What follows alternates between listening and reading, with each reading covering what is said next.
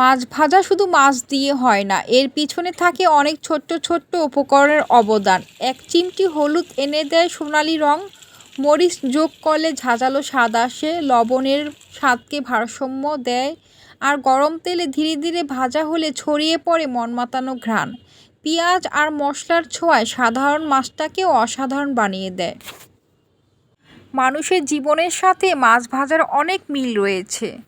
মাছ রান্না করতে বা মাছ ভাজতে গেলে আমরা আগে মাছে হলুদ মরিচ আর লবণ মাখাই, তারপর কড়াইয়ের গরম তেলে ছেড়ে দিই। ধীরে ধীরে মাছটা সোনালি রং ধারণ করে, আর তখনই বোঝা যায় সুস্বাদু রান্না হতে আর বেশি বাকি।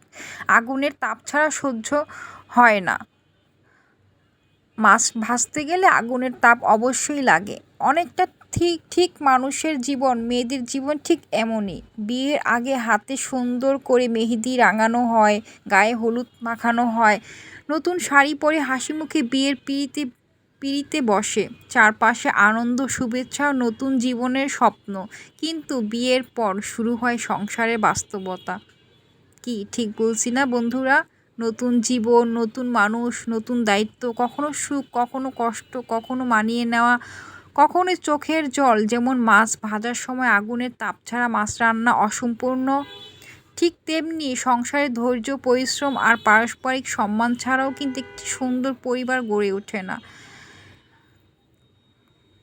তাই মাছ ভাজার সাথে মানুষের জীবনের সাথে অনেক মিল রয়েছে, এটাই কিন্তু বাস্তব।